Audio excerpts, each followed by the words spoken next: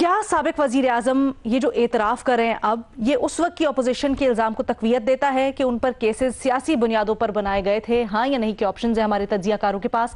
शहजाद, आपकी राय सबसे पहले जानना चाहूंगी, और खासकर जब से ये हुकूमत आई है पीडीएम की, उसके बाद जिस तरह से रिलीफ पे रिलीफ मिला है। हाल ही में कल की डेवलपमेंट, आसिफ अली जरदारी साहब को जो नैब ने उनके खिलाफ रेफरेंसेस हैं, उनकी बरियत जो हुई थी उसमें चैलेंज कर रखा था, उन्होंने वापस ले लिए हैं। किस तरह से देख रहे हैं आप इस सारी डेवलपमेंट को, और फिर इमरान खान साहब का इसके ऊपर इतराफ? अलीना, केसेस सियासी बुनियाद पर बनाए गए थे, इस बात में तो वजन है, इस बात में सदाकत भी है, लेकिन इमरान खान के जिस बयान का आप जिक्र कर रही हैं, मेरे ख्याल से उसमें कोई इस किस्म का एतराफ नहीं नजर आ रहा। उसमें तो बल्कि वो एलेज कर रहे हैं, इल्जाम लगा रहे हैं कि केसेस थे, केसेस मैच्योर हो गए थे, लेकिन क्योंकि एस्टैब्लिशमेंट नैब को कंट्रोल कर रही थी, लिहाजा वो केसेस मंतकी अंजाम तक नहीं पहुंच सके। और ये बात उन्होंने पिछले जलसों में भी की है इशारतन। उन्होंने ये कहा है कि जो लोग ताकत रखते हैं मुल्क में, जो ताकतवर है, वो करप्शन को मसला ही नहीं समझते थे, इसलिए केसेस कभी साबित नहीं हो सके। तो आप जो बात कर रही हैं उसमें सदाकत है कि सियासी बुनियाद पे केसेस बनाए जाते हैं और बनाए गए थे, लेकिन इमरान खान का ये एतराफी बयान नहीं है, ये इल्जाम है। ये इल्जाम ये है कि एस्टैब्लिशमेंट जो है वो कंट्रोल कर रही थी नैब को, और वो शिकवा करते आए क्योंकि उनके कंट्रोल में थी, एस्टैब्लिशमेंट के कंट्रोल में नैब थी, लिहाजा केसेस मंतकी अंजाम तक नहीं पहुंच सके। और जैसे मैंने कहा कि जलसों में भी कहते आए, मुझे याद है एक मीटिंग हमारी रिसेंटली हुई थी इमरान खान साहब के साथ, तो उसमें उन्होंने ये बताया था कि दो बड़े अहम शख्सियत यहीं पे बैठ के मुझे बताते थे, उन्होंने इशारा करके कहा सोफे की तरफ, कि यहीं पे बैठ के हमें बताते थे कि कितने करप्ट है नवाज शरीफ और जरदारी, और फिर कहते हैं कि हम कुछ हुआ नहीं उन केसेस के हवाले से, और अब वो लोग इख्तिदार में भी आ गए दोबारा। तो ये इस किस्म की बात करते रहे, तो मेरे ख्याल से एतराफ नहीं है कि इमरान खान का, वो एलेज कर रहे हैं कि ये एस्टैब्लिशमेंट इसके पीछे थी। अब जरा इसको भी इवैल्यूएट कर लेते हैं कि क्या इमरान खान का ये बयान दुरुस्त है या गलत है।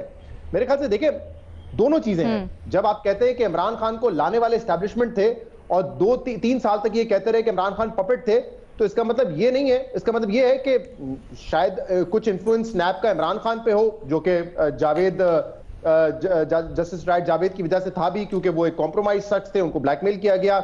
लेकिन क्या सिर्फ नैब पे इन्फ्लुएंस इमरान खान का था? ये भी नहीं है ऐसी बात। एस्टैब्लिशमेंट का भी यकीनन इन्फ्लुएंस होगा, क्योंकि हम सब खुद कहते रहे कि एस्टैब्लिशमेंट जो है इमरान खान को चला रही थी। और आप देखें तो अगर इमरान खान के 3.5 साल में कोई एक सियासी केस में कन्विक्शन नहीं की है नैब ने, एक केस जिसमें कन्विक्शन हुई है वो इमरान खान के इक्तदार में आने से पहले था, यानी कि जो नवाज शरीफ और मरियम नवाज का केस था, वो वाहिद सियासी बड़ा केस है जिसमें कन्विक्शन हुई है, और वो इमरान खान के प्राइम मिनिस्टर बनने से पहले था। तो इसका मतलब इन्फ्लुएंस किसी और का भी हो सकता है नैब पे। और एक और अहम बात ये सुनिए कि मरियम नवाज तो खुद बार बार कहती आई थी, पूरी पीडीएम की मूवमेंट आप उठा के देख लें, कि हमारी लड़ाई तो इमरान खान से है ही नहीं, हमारी लड़ाई तो दो बड़ों से है।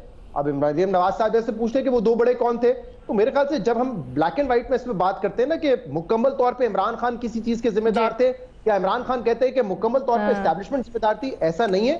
इस गवर्नमेंट को सबने हाइब्रिड गवर्नमेंट का नाम दिया था, ये दोनों रिस्पॉन्सिबल थे। जो कुछ हो रहा था उसमें कहीं पे एस्टैब्लिशमेंट का रोल था, कहीं इमरान खान का था। एस्टैब्लिशमेंट ने बड़े अच्छे काम भी किए इमरान खान के लिए, पैसा लेके आए सऊदी अरब से, यूएई से, तब इमरान खान को बड़े अच्छे लगते थे, वो बिजनेस कम्युनिटी से मुलाकात करती थी एस्टैब्लिशमेंट, तब भी इमरान खान को अच्छे लगते थे। तो मेरे न्याय साहब, आपकी क्या राय है इसके ऊपर? ठीक है, पूरी तरह से नहीं हम कह सकते। न्याय साहब, आपकी क्या राय है इसके ऊपर? एक जुमला मैं और कह दूं, जल्दी से, मुख्तसर। जो है ना, हमारे यहाँ एहतसाब सियासी टूल के तौर पे इस्तेमाल हुआ है, और इसकी वजह से जो अक्सर हम देखते हैं कि कमजोर केसेस में भी लोगों को जेलों में रहना पड़ा है, कस्टडी में रहना पड़ा है। एहसन इकबाल साहब उसकी मिसाल है, राना सनाउल्लाह उसकी मिसाल है। लेकिन क्योंकि हम क्योंकि एहतसाब को भी हम सियासत के लिए इस्तेमाल करते हैं, तो अक्सर इंपॉर्टेंट और ऐसे केसेस जिनकी मेरिट स्ट्रांग होती है वो भी सियासत की नजर हो जाते हैं, जिसमें नवाज शरीफ साहब का इवेंटफील्ड का केस भी है, जिसमें एफआईए केस है, जिसमें शहबाज शरीफ साहब बरी हुए, उनकी मेरिट बड़ी स्ट्रांग थी। और ये मैं इसलिए कह रहा हूं क्योंकि अगर आप हर सियासी केस को ये कहेंगे कि ये तो सियासी इंतकाम है, तो फिर कल से आप फॉरेन फंडिंग केस पे भी ना बात करें, फिर आप तोशाखाना पे भी ना बात करें। हम उन केसेस पे इसलिए बात करते हैं, लेकिन शहजाद फिर वो होता है ना कि एक गंदी मछली पूरे तालाब को गंदा कर देती है। तो फिर अगर एक दो इतने ज्यादा पॉलिटिकल केसेस होंगे और फिर उसमें से एक दो सही केसेस होंगे, तो फिर शक तो सारे के सारे उसके ऊपर होगा ना। नहीं, मामलों से बात नहीं चलेगी, हमें हर केस को सेपरेटली देखना पड़ेगा। क्या आप हमने 50 सवाल किए फॉरेन फंडिंग केस पे, क्या हमने ये कह के उसको साइड में रख दिया कि नहीं ये तो सियासी इंतकाम है, पीटीआई कह रही है सियासी इंतकाम है? नहीं, सियासी इंतकाम होता है, लेकिन आप केस की मेरिट पे भी बात करते हैं। इसलिए मैं कह रहा हूं अगर एहतसाब सही मानों में होता ना, तो जो मेरिट पे केस बने थे वो मंतकी अंजाम तक पहुंचते, और जो केसेस बेबुनियाद थे, जो सियासी विक्टिमाइजेशन के लिए बने नून लीग के खिलाफ, उसको नहीं होता। ठीक है, न्यायी साहब आपकी क्या राय है इसके ऊपर?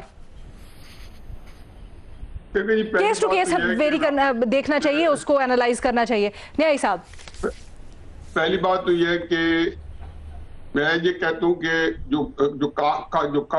जो कानून है उसकी क्या हदूद वजूद है कि जब आप कोई केस आता है तो उसमें से एक गवाह जो है उसकी थोड़ी सी लफ्जिश जो है वो केस को बर्बाद कर देती है। यहां पे इन्हीं केसेस के अंदर आपको जस्टिस जावेद इकबाल की जो वीडियो रिलीज की गई, भूल जाए कि तैयबा गुल जो है आजकल क्या कह रही है कि मुझे 1 महीना आपसे बेजा में रखा गया क्योंकि मेरे पास जस्टिस जावेद इकबाल की मजीद कई वीडियोस थी। और उस वीडियो के बाद जो वजीर आजम हाउस से निकली वो किसी एस्टैब्लिशमेंट से नहीं निकली, एस्टैब्लिशमेंट ने उनको नहीं दी, तैयबा गुल ने जाके दी। अगर तैयबा गुल को एस्टैब्लिशमेंट ने भेजा है अभी मुझे उसका नहीं पता, लेकिन वो उसने दी। और किसने लीक की? वजीर आजम हाउस से। किसने? उनके अपने जो उस वक्त स्पोक्स पर्सन थे, वन ऑफ स्पोक्स पर्सन जो टीवी के वो हेड कर रहे थे, और ये सामने आई। किसी मुहज़्ज़र मुल्क में आप मुझे बता दें कि ऐसा बंदा कोई ऐसी पोजीशन में बैठ सकता है? उसकी इंक्वायरी नहीं होनी चाहिए थी। फिर इन्हीं केसेस के ऊपर सुप्रीम कोर्ट के हर केस के ऊपर जो सुप्रीम कोर्ट और कईयों पे हाई कोर्ट क्या ऑब्जर्वेशन आई है, किसी एक का बता दें। फवाद के बारे में बता दें, बेचारे का आखिरी 3 बेस्ट जिंदगी के साल आपने जेल में डाल दिए। आज चीमा जो ब्रिलियंट अफसर था, जिसे आज भी उसके जो है जिसको कहना चाहिए कि तारीफों के डोंगरे बज रहे हैं, उस बेचारे को आपने उसका करियर तबाह करके रख दिया। कई वाइस चांसलर जेल में डाल दिए। आसिफ हाशमी थे पीपल्स पार्टी के, उन बेचारों को बगैर किसी वजह के आपने अंदर डाला। सारों को बरी करिए, और वो हैं जिनको बरी कर दिया गया, मैं उनके नाम ले रहा हूं। आप मुझे बताएं कि कौन सा केस है जिसके लिए इमरान खान साहब को इत्मीनान नहीं हुआ? पहला झूठ तो ये बोलते हैं कि 30 साल हुकूमत रही। एक सवाल अगर आपसे पूछ लूं, 5 जुलाई 2018 को अरेस्ट में फवाद हसन फवाद, इमरान खान के पास इख्तियार नहीं था, तो वो फिर किसके इन्फ्लुएंस पे अरेस्ट किया था? मैं तो जो बात मियां नवाज शरीफ साहब को जेल में कह के आया हूं कि आपके ऊपर जो अजाब नाजिल हुआ है इमरान खान कसूरवार नहीं है। और नवाज शरीफ साहब ने या मरीम नवाज साहब ने उनके नाम भी लिए। आप कहते हैं नाम नहीं लिए, 2 बड़े कहते थे, नवाज शरीफ से क्या नाम लेते कि एक उनके नाम जो एक बात बताई कि यही हमारे साथ हुआ है। और यहाँ पे पाकिस्तान में वो तकरीर बैन हो गई थी, लेकिन इमरान खान साहब ने उसको अपने कन्वेंशन सेंटर में आकर हाईलाइट किया और मुंह पे हाथ कहा कि तुम ये ऐसी बात है के खिलाफ करते हो, तुम इतना तकद्दुस पामाल कर रहे हो हमारे अदारों का। उस वक्त तुमको नहीं पता था कि ये इदारों का तकद्दुस जो है उनको भी पामाल करना पड़ जाएगा।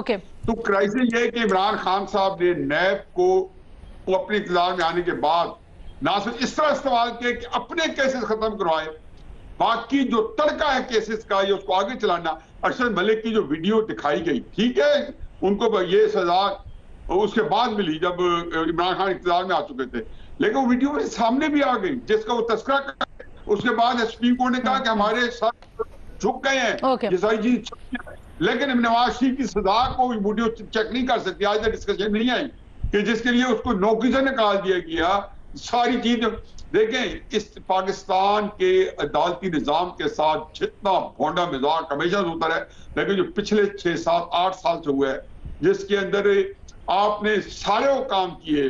व्हाट्सएप पे सुप्रीम कोर्ट जीआईटी तश्कील दे रहा है, व्हाट्सएप कॉल्स के ऊपर उनके नाम बता रहे हैं, फलां को रखो, मॉनिटरिंग जज बन रहे हैं। एक सुप्रीम कोर्ट ट्रायल कोर्ट बन के एक वजीर आजम को, जो मुंतखब वजीर आजम है कौम का, उसको घर भेज रहे कि जी आपने ये नहीं किया, फिर आप केस सिलेक्शन कमीशन को भेज दे, फिर सुन ले। नहीं, इतनी जल्दी थी। ये जितना मजाक उड़ाया गया भोले तरीके से। फिर इमरान खान साहब झूठ बोलते हैं, लेकिन सर हम 19 साल हुकूमत कहते 30 साल की है, वो मुशर्रफ के 10 साल अलहदा करके बताएं, और ये बताएं कि जो आपकी हुकूमत है वो सियासी हुकूमत कहलाएगी या वो कोई जो हाइब्रिड हुकूमत कराएगी। और उसके अंदर जो आपकी जो करप्शन हुई है उसको कहां से पाएंगे कि पाकिस्तान की तारीख की सबसे करप्ट, सबसे नालायक, सबसे नाअहल हुकूमत है। याया खान वाहिद आदमी है जो नालायकी और नाअहली में शायद इनका मुकाबला सख्त हो जाए जनरल याया खान का। बाकी इमरान खान नहीं सर, अगर वो वाली बात है तो उसके ऊपर फिर काउंटर आर्गुमेंट यही आता है ना। महमद सरफराज साहब, आप इसका किस तरह से तज्जिया करती हैं? एक इंटरेस्टिंग जो बात की है शहजाद ने, वो कहते हैं ये एतराफ ना कहें, इसको इंकशाफ कहें खान साहब का। इल्जाम का है शहजाद में अलीना। और बात यह इंकशाफ इल्जाम का क्योंकि देखिए कोई इतनी नई बात तो है नहीं। वो अगर नैब न्याजी गठजोड़ की बात होती थी तो उसके अंदर एक और जो है वो भी लफ्ज जो है वो ऐड कर ले, क्योंकि उसकी शहजाद ने एग्जाम्पल भी थी। देखिए बात है कि उनके एतराफ से, उनके इल्जाम से भी जो पीडीएम के लोग हैं उनकी बात को तकवीयत मिलती ही है, क्योंकि बेसिकली तो वो यही बात करते थे कि इमरान खान का एक तो ये कि नैब जो है वो वीक या फेक केसेस इस तरह से बनाती है, क्योंकि ये तो खैर हमने कई जुडिशरी की जजमेंट्स में भी देखा है कि किस तरीके से पॉलिटिकल टूल इस्तेमाल होता है। और बनी कब थी, एक डिक्टेटर ने बनाई थी जो कि बहुत तारीफ करते थे, और जो दूसरे हमने हुक्मरान देखे नैब की बहुत ज्यादा तारीफ करते हुए वो इमरान खान साहब है। तो मुशर्रफ साहब और इमरान खान साहब को नैब बहुत ज्यादा पसंद थी, तो अगर उसको एस्टेब्लिशमेंट भी चला रही थी, क्योंकि ये तो हुआ है कि ये पॉलिटिकल टूल आर्म ट्विस्टिंग इन चीजों के लिए इस्तेमाल भी हुई है, सामने भी आया है, जजमेंट्स के अंदर भी ये बात आई है। तो इससे तो उनके इल्जामात तो फिर दुरुस्त ही साबित होते हैं कि इमरान खान साहब को फैसिलिटेट करने के लिए, उनको ताकत में लाने के लिए, उनको वो सब करने के लिए ये इस्तेमाल किया गया, ये केसेस बनाए गए। जिस तरह शहजाद हेवनफील्ड की बात की, वो मियां नवाज शरीफ के केस को लेता रख के मरियम नवाज का केस देखे तो किस तेजी से, किस वजह से वो एक वीक केस जो था वो बनाया गया, क्यों बनाया गया 2018 के इलेक्शन से पहले, क्यों इस तरीके से जो सजा है। तो खैर एक तो ये दूसरी चीज अलीना ये है कि वो कहते हैं कि मैं कहता रहा कि आप केसेस बनाएं, वो ये 30 साल की करप्शन ये केसेस बनाए। क्या आप वही चाहते थे कि जो आप बशीर मेमन साहब को कहते थे कि केसेस बनाए, कि यानी कि किसी पे गद्दारी लगा दो या किसी पे इस तरह की चीजें बना दो? आप कैसे कह सकते हैं, आप कैसे तायन कर सकते हैं कि कौन सा केस है, क्या है? और एक और बात अलीना कि जो नैब के ऊपर अगर इनको इतने 3.5 साल थे, सबसे ज्यादा मैंने जैसे कहा तरफदारी तो ये करते थे, कोई चीज अगर को पैसे बराबर उन्होंने कर लिए हैं वो उसके ऊपर कहते थे देखिए हमें क्रेडिट जाती है, हमारी हुकूमत है, ये सब कुछ है। तौसीब भी आपने जावेद इकबाल साहब को दी, फिर वो आपने उन्हीं की वजह से दी होगी या अपनी वजह से। और उनकी जो एक वीडियो आई जिसका तस्करा शहजाद ने भी अभी बात किया, उसके बाद हुआ क्या? केसेस किसके खत्म? यानी आप एक तरफ केसेस बनवा रहे थे, इसका मतलब है कि क्या आप एस्टैब्लिशमेंट को कहकर ऑपोजिशन के ऊपर केसेस बनवा रहे थे और अपने केसेस ऑपोजिशन एस्टैब्लिशमेंट को कह के खत्म करा रहे थे, और वो वीडियो एज अ टूल इस्तेमाल कर रहे थे ब्लैकमेल करने के लिए भी। और फिर ये मत भूलिए कि यहाँ पर ऐसे ऐसे केसेस भी हुए जो 30-40 साल पुराने केसेस, जिसमें साल लोगों को इनकासरेट किया गया without any evidence, without any case. ये भी चीजें हमारे सामने है। वो भी क्या एस्टैब्लिशमेंट ने केसेस किए थे या खान साहब की ख्वाहिश पर केसेस हुए थे? मीर शकील रहमान का केस था इसमें। जी, बहुत सारे इस तरह के सवाल उठते हैं कि कौन से केसेस इनकी ख्वाहिश पे हुए हैं, कौन से इनको फैसिलिटेट करने के लिए, कौन से जो चीज। इसका मतलब है कि नैब के केसेस की तो नैब की हकीकत तो इमरान खान साहब खुद ही इससे एतराफ कर रहे हैं कि असल हकीकत क्या थी, नैब कैसे केसेस बनाता था और क्या होता था, कैसे केसेस बना। ओके, मजहर अब्बास साहब। देखिए, एक तो ये समझ में नहीं आता खान साहब के कौन से बयान को दुरुस्त माना जाए, कौन से बयान को गलत माना जाए, क्योंकि अभी कुछ अरसे पहले तक तो वो ये कहते रहे कि नैब हमारे दौर में बिल्कुल गैर जानिबदार थी, बिल्कुल आज़ाद थी। अब वो ये कहते हैं कि इस्टेब्लिशमेंट के अंडर थी नैब, तो समझ में नहीं आता। वो एक ज़माने में जनरल ज़ियाउल हक जब CMLA होते थे तो उनके बारे में ये मशहूर हो गया था कि कैंसिल माई लास्ट अनाउंसमेंट। तो अब यही लगता है कि इमरान खान साहब जब ये कल तक वो नैब के बारे में उनका व्यू कुछ और था, आज उनका व्यू एकदम हो गया कि वो इस्टेब्लिशमेंट के अंडर थी। कल तक वो ये कहते थे कि ये बिल्कुल हमारे दौर में तो बिल्कुल आज़ाद थे, खुद मुख्तार थे। दूसरी बात ये कि 20 साल पुराने रेफरेंसेस से तो जाहिर है justice delayed is justice denied, justice hurried is justice buried. लेकिन उससे ज़्यादा अहम बात यह है कि ये नवाज शरीफ के ज़माने में ये केसेस बने थे। अब दोनों पार्टियों में रजामंदी हो गई, तो आपको पता है कि शारिक जतोई और जो शाहदेव वाली फैमिलीज के दरमियान भी रजामंदी हो गई थी, तो मामला ख़त्म हो गया। तो दोनों ही राज़ी हो गए, रजामंदी हो गई, तो फिर ये मामला ख़त्म हो जाने चाहिए थे। लेकिन इससे अकाउंटेबिलिटी में हमेशा से एक सवाल उठा है, हमेशा से एक बात उठी है कि पाकिस्तान में अकाउंटेबिलिटी हमेशा पॉलिटिसाइज रही है। और आज इमरान खान का ये इंटरव्यू ये साबित कर रहा है कि अगर एस्टैब्लिशमेंट के अंडर नैब चल रही थी तो फिर वो कॉम्प्रोमाइज थे।